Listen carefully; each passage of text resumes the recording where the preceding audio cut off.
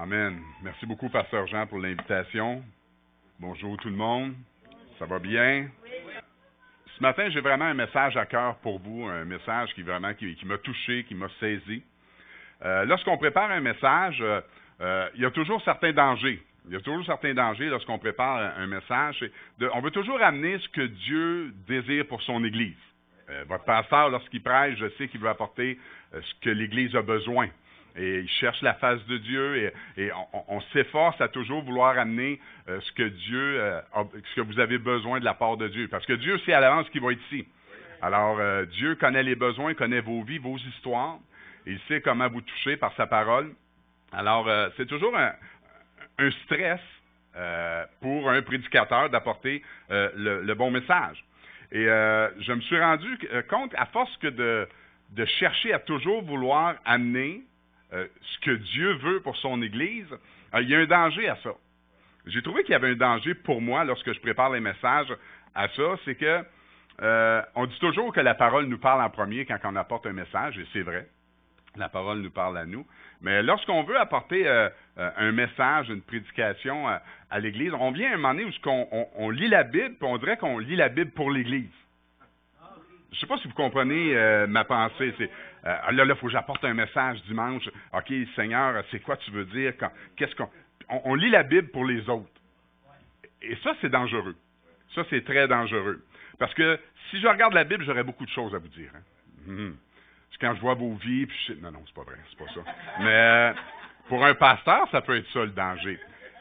Mais à force de lire la Bible, de vouloir apporter un message pour les autres, c'est très dangereux.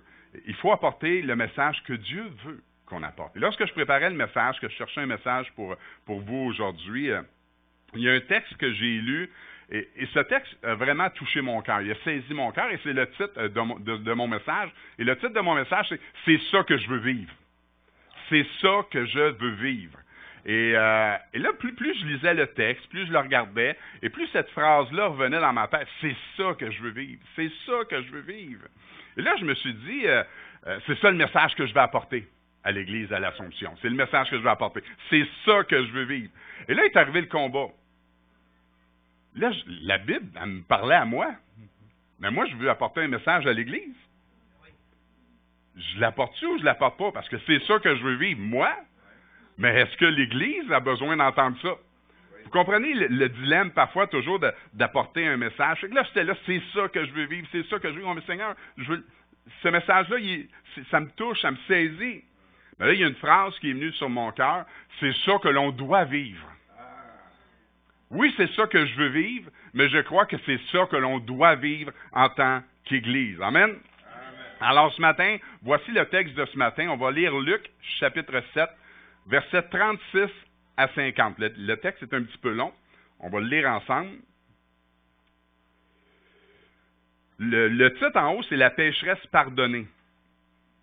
Le verset 36. « Un pharisien pria Jésus de manger avec lui. Jésus entra dans la maison du pharisien et se mit à table.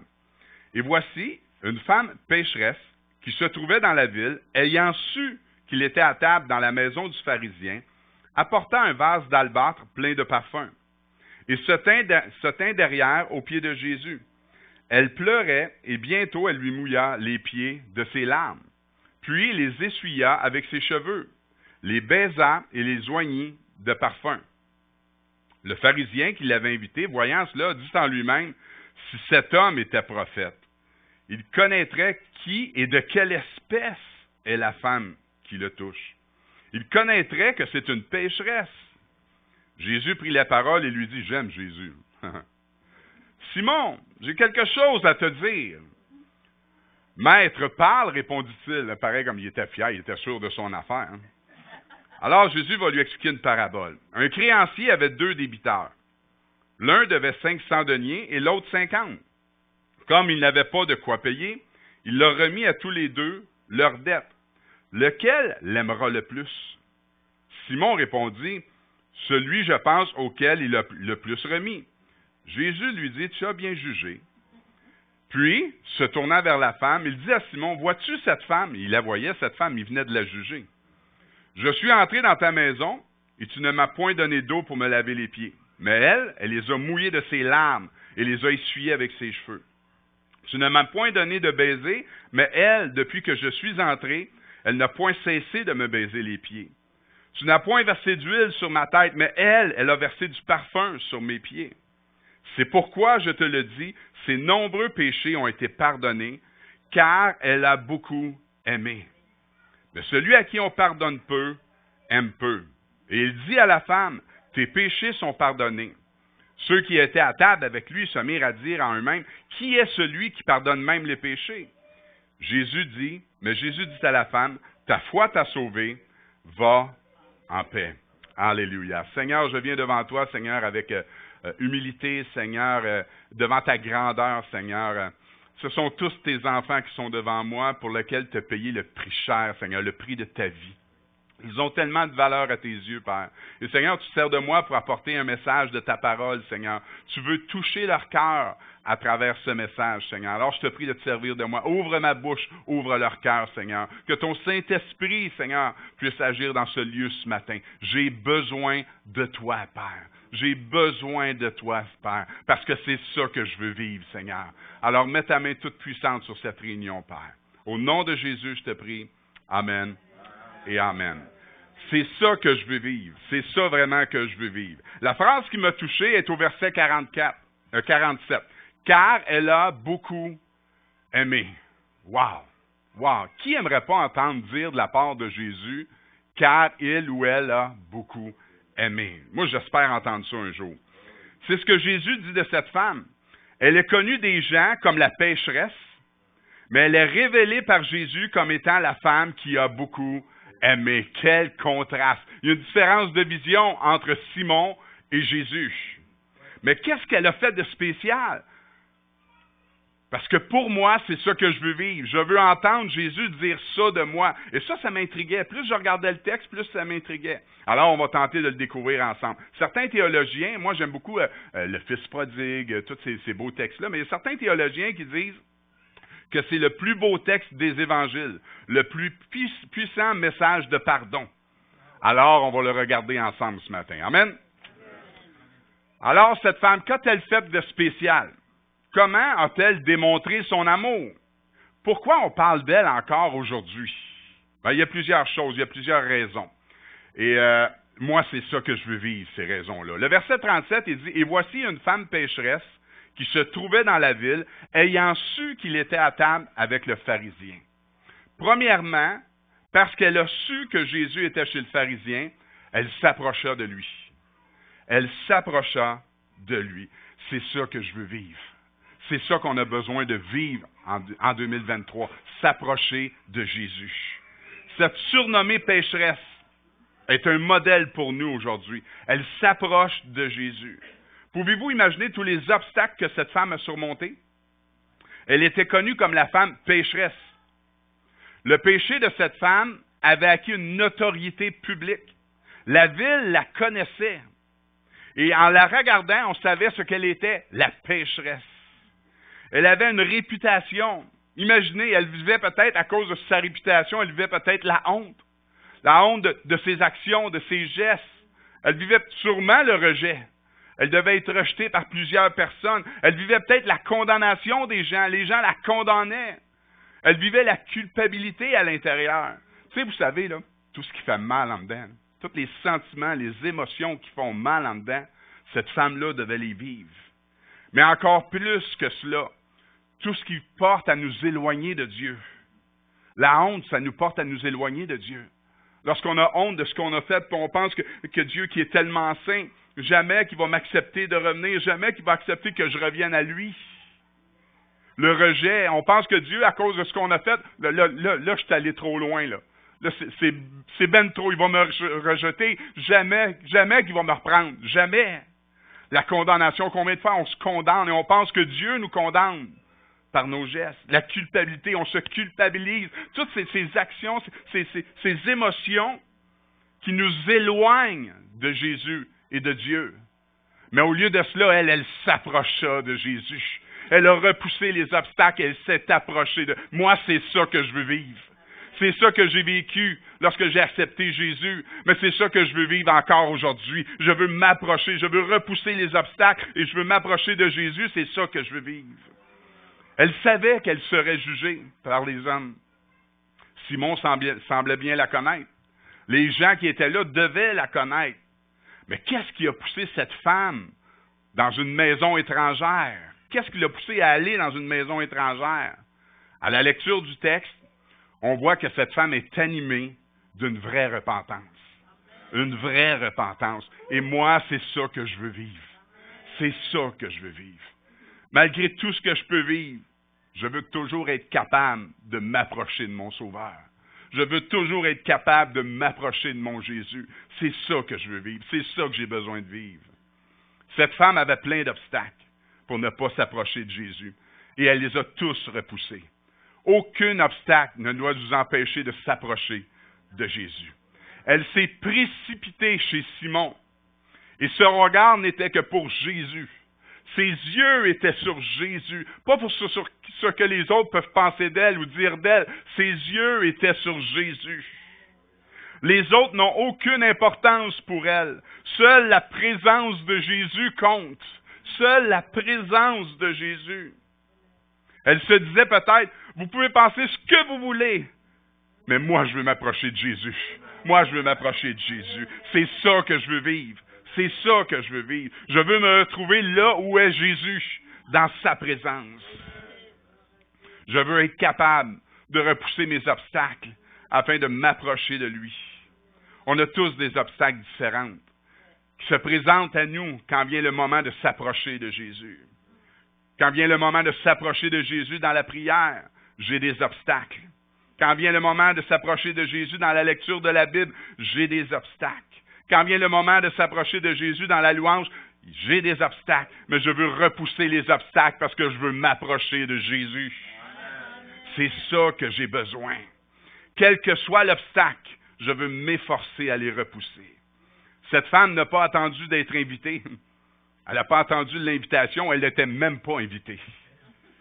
Elle y est allée sachant qu'elle serait jugée par les autres, mais pas par Jésus. Pas par Jésus. Et c'est ça que je veux vivre. Repousser les obstacles afin de m'approcher de Jésus. Alors ce matin, quels que soient les obstacles qu'il y a devant vous, je vous encourage à les repousser afin de vous approcher de Jésus. On a tous nos obstacles de façon différente. Approchons-nous de Jésus. C'est ça que l'on doit vivre. C'est ça que je veux vivre. Que fait-elle de particulier, cette femme? Cette femme semble être connue de Simon, et pas pour les bonnes raisons, une pécheresse. Possiblement que d'autres personnes la connaissaient, comme une pécheresse également. Sa réputation la devançait. Que c'est triste de voir des fois des gens mettre des étiquettes sur la vie des gens. Ah, lui, cette droguée-là. Ah, c'est incroyable. Ah, cette fille-là, mauvaise vie, va pas là. Les gens mettent des étiquettes. Si quelqu'un aurait mis une étiquette sur moi, je ne serais pas ici devant vous aujourd'hui. Parce que j'étais celui-là, moi. Ces étiquettes peuvent nous détruire et enlever tous nos faux espoirs, tous nos espoirs. Cette femme devait passer par-dessus ces barrières. Elle a su que Jésus était chez Simon et rien ne l'empêcha de venir à Jésus. C'est ça que je veux vivre. Je veux m'approcher de Jésus. Cette femme est un exemple pour nous. Deuxièmement, elle se présente et se tint aux pieds de Jésus. Ah, c'est ça que je veux vivre, moi. Je veux me tenir aux pieds de Jésus. J'ai besoin de me tenir aux pieds de Jésus. Venir aux pieds de Jésus, me courber devant lui, reconnaître qui il est pour moi. Et que fait-elle à ses pieds? Elle pleurait. Elle pleurait. Quelle scène incroyable. Vous êtes-vous déjà imaginé la scène? Lorsqu'il y avait un rabbi qui était invité à l'époque, les gens avaient le droit d'entrer dans une maison pour entendre le rabbi prêcher. Cette femme-là, avec la réputation qu'elle avait, elle a passé à travers tous les obstacles de ce que tout le monde pouvait penser d'elle. Le pharisien, vous connaissez les pharisiens de l'époque, devait la regarder en bon québécois de travers. Elle a passé à travers tous les obstacles et elle se présente dans la maison Jésus et les autres convives sont là, ils étaient à table, et selon la coutume, on dit qu'ils sont à demi couchés, souvent sur le bras gauche, et les pieds étendus à l'arrière. La pécheresse a pu ainsi s'approcher de Jésus et se tenir derrière lui, le texte nous dit, à ses pieds. Probablement qu'elle était agenouillée à ses pieds. Et elle ne prononce aucune parole. Elle est sans mots. Elle est sans mots devant son Sauveur, devant son Jésus. Mais son cœur, lui, son cœur est plein de douleur, d'humilité. Et des larmes commencent à tomber sur les pieds de Jésus. C'est ça que je veux vivre. C'est ça que je veux vivre. On prend la Sainte Seine ce matin. Faites ceci en mémoire de moi. Moi, une chose que je veux toujours me rappeler, c'est la journée que j'ai donné ma vie à Jésus. Il y avait au-delà de 500 personnes dans l'église, c'est le pasteur Samuel Lecomte qui prêchait. Il a fait un appel, et lorsque je me suis présenté en avant, il descend les marches, puis il vient juste devant moi. C'est intimidant un petit peu, le pasteur Sam. Et comment qu'on se sent? Mou. J'avais juste envie de plier, puis pleurer aux pieds de Jésus. C'est comme je me sentais il y a 35 ans, je veux me sentir encore de même aujourd'hui. Je veux pas que notre amour ne doit pas changer pour Jésus. Je veux venir aux pieds de Jésus et lui verser toutes mes larmes. Elle ne prononce aucune parole, elle est sans mots. Ses larmes tombent sur les pieds de Jésus. Elle pleurait. Et le texte dit, et bientôt. Et bientôt. Pourquoi? Et bientôt, elle mouilla les pieds. Pourquoi? Et bientôt. Elle pleurait et elle mouilla les pieds. Pourquoi le mot bientôt? Je comprenais pas le mot, pourquoi il était là. Et je me suis mis à regarder les mots, ce que ça disait. Le mot bientôt, c'est le mot arkum haï. Et ce mot-là signifie être le premier à faire quelque chose. Commence quelque chose. Simon a invité Jésus. Il n'a rien fait. Il n'a rien fait. Et Jésus va lui reprocher tantôt, on va le voir. Simon n'a rien fait. Mais elle arrive et elle commence quelque chose. Elle commence quelque chose aux pieds de Jésus. Elle verse ses larmes aux pieds de Jésus. Alors que Simon n'a rien fait. Pourtant, c'est lui qui l'a invité. Qu'est-ce qu'elle fait? Elle lui mouilla les pieds de ses larmes. Et là, j'ai regardé le mot mouilla, qui est le mot bréco. Et j'ai resté vraiment surpris. Le mot mouilla, c'est le mot mouiller, arroser. Arroser de pluie. Faire pleuvoir comme la pluie. Là, des larmes, faire pleuvoir comme de la pluie. J'ai déjà beaucoup pleuré. Pour moi, ça tombe pas comme ça. C'est pas une pluie qui tombe, là. Okay? Dans les films ou les dessins animés qu'on voit que ça revole partout, j'ai jamais vu ça. Et là, je me suis mis à étudier et tout, et j'ai entendu un docteur en théologie parler de ce texte. Et moi, j'ai toujours cru que lorsque la Bible dit « elle mouilla les pieds », cela était sur le moment, devant lui. Mais lorsque l'on regarde le contexte, on comprend mieux le texte. Une tradition de l'époque était que lorsque quelqu'un mourait, les gens versaient des larmes dans des urnes. Et des milliers de ces bouteilles ont été retrouvées aujourd'hui. Souvent, on déposait ces urnes avec les personnes décédées. Dans la Bible, il y a même des pleureuses qui ont été engagées. Ces bouteilles représentaient la douleur, la souffrance d'une vie d'une personne. Cette femme est venue aux pieds de Jésus avec un lourd passé.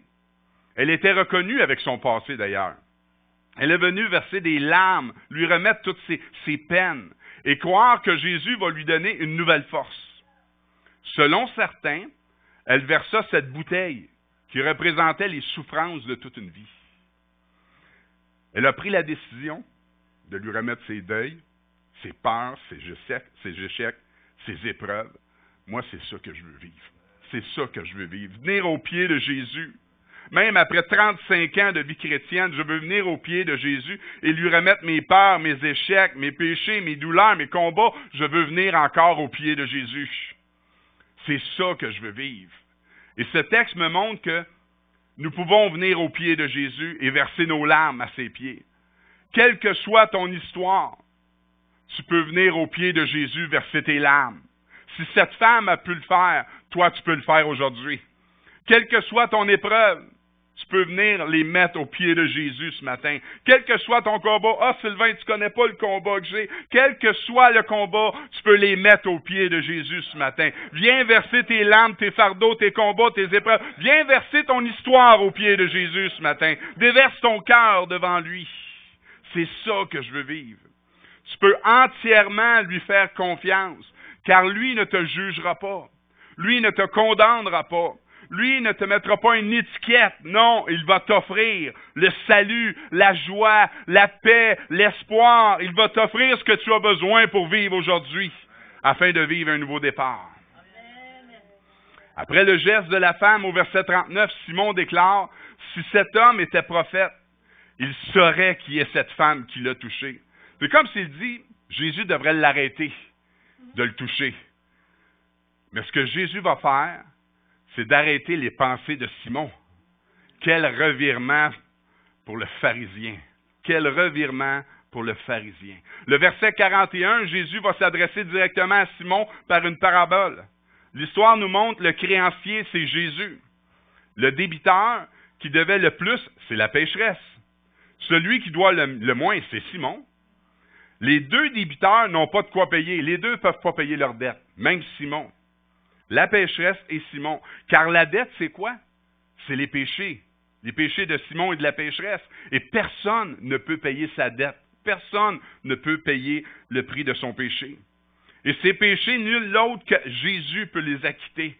Il y a une seule personne qui peut acquitter les péchés, et c'est Jésus. Car devant Dieu, tous les hommes, toutes les femmes sont parfaitement insolvables. Tous ont péché et privés de la gloire de Dieu. Il y a une unique ressource. C'est le créancier. C'est Jésus. C'est Jésus le créancier. Il est la seule et unique ressource. Il remis la dette aux deux, car les deux avaient une dette. Lequel a le plus aimé? C'est le pardon qui produit l'amour. Vous savez que c'est un principe évangélique. 1 Jean 4, 19 nous dit, « Nous l'aimons parce qu'il nous a aimés le premier. » C'est pas nous qui avons fait les premiers pas, là. C'est lui. Mais quand tu réalises qu'il t'a aimé, tu tombes en amour avec Jésus. C'est ce que la pécheresse a fait. Et elle est tombée grandement en amour avec Jésus parce qu'elle a réalisé comment les péchés étaient grands dans sa vie. Simon ne l'a pas réalisé sur le texte. La pécheresse a beaucoup aimé parce qu'elle a beaucoup été pardonnée. Et elle le sait. Et au verset 44, Jésus se tournant vers la femme, il dit à Simon, « Vois-tu cette femme, Simon? » J'aurais aimé être dans la salle. J'aurais aimé être là. Simon la voyait très bien. Il la jugeait. Alors Jésus va lui expliquer tout ce qu'elle lui a fait, alors que Simon n'a rien fait. En fait, l'histoire nous montre que Simon a invité Jésus, mais c'est la femme qui l'a reçu. C'est ça que l'histoire nous montre en réalité. Jésus va lui rappeler 3 gestes que tous ceux qui reçoivent un invité font. 3 gestes tout simples. Quand on recevait à l'époque, il y avait certaines coutumes. Premièrement, on présentait de l'eau pour se laver les pieds, pour se laver et se rafraîchir les pieds. Parce qu'avec la chaleur du climat et le fait qu'on se déplaçait généralement en sandales, laver les pieds était nécessaire pour les gens. C'était la coutume lorsqu'on recevait. Le pharisien l'a négligé, lui. Mais cette femme s'en est occupée. Elle versa ses larmes sur ses pieds et les essuya avec ses cheveux. Quel geste! C'est comme si Jésus lui dit, « Vois-tu, Simon, ce qu'elle a fait? » C'est elle qui le reçoit. C'est elle qui fait quelque chose. Ensuite, on souhaitait la bienvenue à notre hôte par un saint baiser. Le mot grec signifie amitié, affection. C'est avec ces sentiments qu'on accueillait nos hôtes. Les premiers chrétiens avaient conservé cette affection en Romains 16, 16, 1 Corinthiens 16, 20, 1 Pierre 5, 14. Simon n'a pas donné cette marque d'affection. Mais la pécheresse, oui. Avec humilité, elle lui a baisé les pieds. Vois-tu, Simon, ce qu'elle a fait? Ah, vois-tu, Simon? C'est elle qui m'a reçu. Troisièmement, en Orient, où la chaleur et les vents brûlants dessèchent la peau et les cheveux, on éprouvait le besoin de les oindre d'une huile ou d'un parfum. Elle loignit ses pieds de parfum. Pourquoi ses pieds? Possiblement qu'elle n'avait même pas l'audace de regarder sa face. Alors elle est restée aux pieds. Elle lui a démontré à quel point il est important pour elle. Alors, encore une fois, Simon n'a rien fait. Vois-tu, Simon, ce qu'elle a fait? C'est elle qui m'a reçu. Et suite à cela, Jésus dira à Simon, au verset 47, « C'est pourquoi je te le dis, ses nombreux péchés ont été pardonnés, car elle a beaucoup aimé. » C'est ça que je veux vivre. C'est ça que je veux vivre. La femme est là. Elle entend Jésus parler. Pouvez-vous imaginer ce qu'elle devait vivre à ce moment-là? Elle est arrivée avec la honte, avec le rejet, avec les jugements, la culpabilité. Et Jésus dit à Simon, ses péchés sont pardonnés parce qu'elle a beaucoup aimé. La honte est enlevée, la culpabilité est enlevée, les jugements enlevés, les fardeaux enlevés. Mais c'est pas tout. Pour la première fois, Jésus va s'adresser à la femme. Au verset 48, il dit à la femme, « Tes péchés sont pardonnés. » Elle savait que Jésus parlait d'elle à Simon, mais Jésus lui dit personnellement ce qu'elle a besoin d'entendre. « Tes péchés te sont pardonnés. » Je ne laisserai pas un autre te le dire. Je vais te le dire personnellement, moi. Tes péchés sont pardonnés. Parce qu'avec Jésus, c'est une relation personnelle. C'est entre toi et lui. Et Jésus va encore plus loin. Au verset 50, il lui dit, « Ta foi t'a sauvé, vas en paix. » Sa vie n'est pas finie. Elle a un avenir. Elle est sauvée, elle peut partir en paix. Quelle journée d'espoir pour cette femme. Alors qu'aux yeux des hommes, elle était sans espoir, avec Jésus, maintenant, elle a un avenir. On ne connaît pas le nom de cette femme. On ne connaît pas son péché. On parle beaucoup d'une prostituée, mais on ne connaît pas son péché en réalité. On ne connaît pas son passé. Rien de cette femme. Sauf une chose. Elle est connue comme la pécheresse pardonnée. Moi, j'aurais aimé ça, connaître son histoire, connaître son passé. Mais ce n'est pas ce que le texte veut nous montrer. Car ce n'est pas son passé qui est important, c'est son avenir. C'est son avenir. C'est pas notre passé qui est important, c'est notre avenir. C'est notre avenir. Et Jésus lui dit quel avenir elle a avec lui. Au verset 48, il dit à la femme, « Tes péchés sont pardonnés. » Le mot « pardonner », c'est le mot « af-i-e-mi », qui signifie « envoyer au loin ». Envoyés au loin. Tes péchés, là, sont pardonnés, sont envoyés au loin.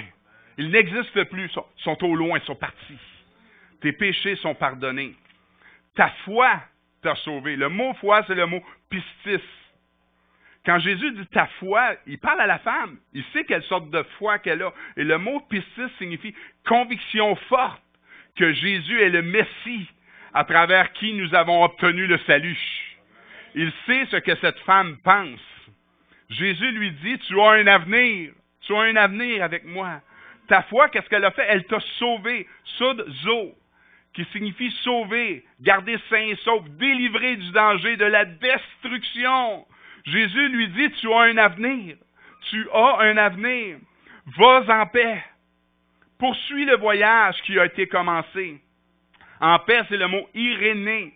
Pour les chrétiens, c'est l'état tranquille de l'âme assurée de son salut à travers Jésus.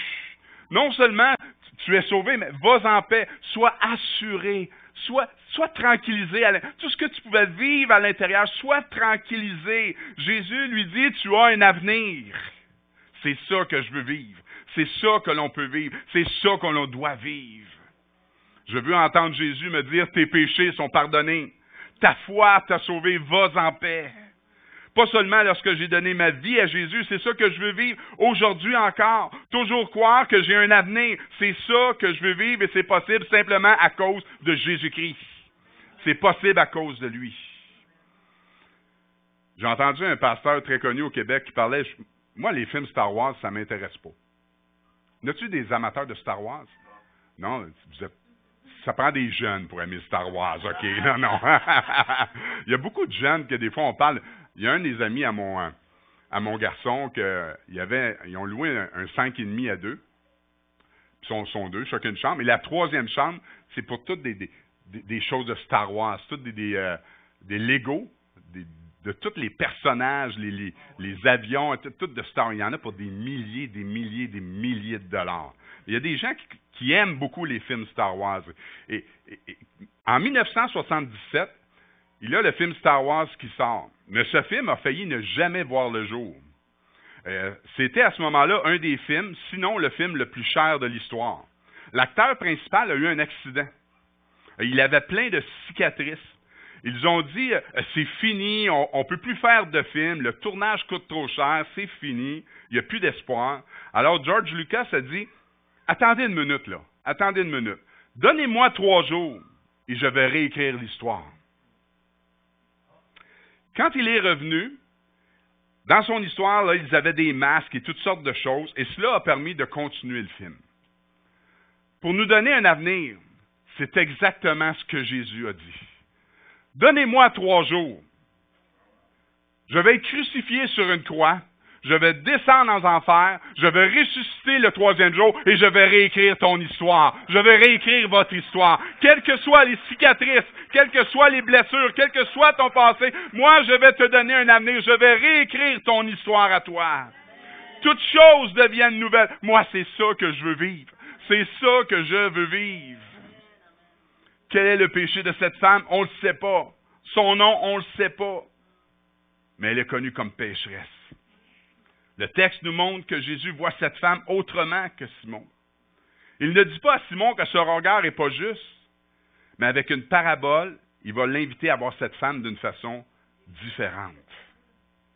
La parabole sur la remise de dette parle du pardon de Dieu. Et la question est, qui aime le plus? La réponse de Simon nous indique qu'il a bien compris. Est-ce que nous, ce matin, on comprend bien? Est-ce qu'on comprend bien cette parabole ce matin? Cette femme avait très bien compris. Elle avait une dette. Elle a compris qu'une dette immense lui a été remise, qu'il était impossible de rembourser. Elle savait qui elle était. Les autres le savaient autour d'elle, sans lui donner aucun espoir. Elle n'avait pas besoin de se faire étiqueter. Elle avait besoin de savoir aimer. Ce qui l'a sauvée, elle savait qui elle était, une pécheresse, et qui était Jésus, le Sauveur. Ce qui va sauver les gens à l'extérieur, c'est qu'ils reconnaissent qu'ils sont pécheurs et qu'il y a un Sauveur. Le monde a besoin de reconnaître qu'ils sont pécheurs et que Jésus-Christ est notre Sauveur. Elle savait qu'elle avait besoin d'un Sauveur, et moi, c'est ça que je veux vivre. J'ai besoin de Jésus-Christ dans ma vie. Tous les jours, on doit se souvenir qu'on a besoin de Jésus, qu'on a besoin de notre Sauveur. Avoir tous les jours le désir de s'approcher de lui. On a chacun notre histoire. On a chacun nos épreuves. Cette femme avait la sienne, vous avez la vôtre, et moi la mienne. Entre 2010 et 2014, ce fut la période la plus difficile de ma vie.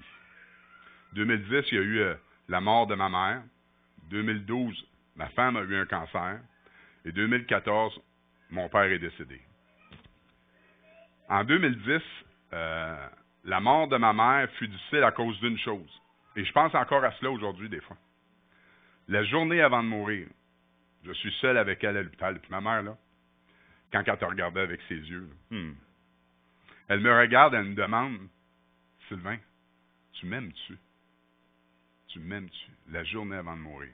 « Sylvain, tu m'aimes-tu? » Wow! Les semaines, les mois qui ont suivi, cette parole a toujours retenti dans mon cœur.